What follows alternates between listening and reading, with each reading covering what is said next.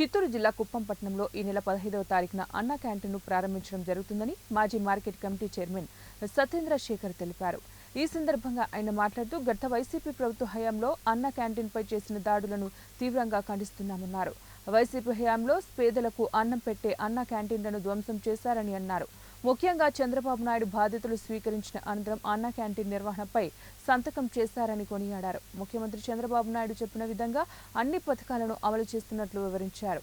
ఈ కార్యక్రమంలో councillor Somashekar, Kothapeta incharge అప్పు మంజునాథ్ తదితరులు పాల్గొన్నారు.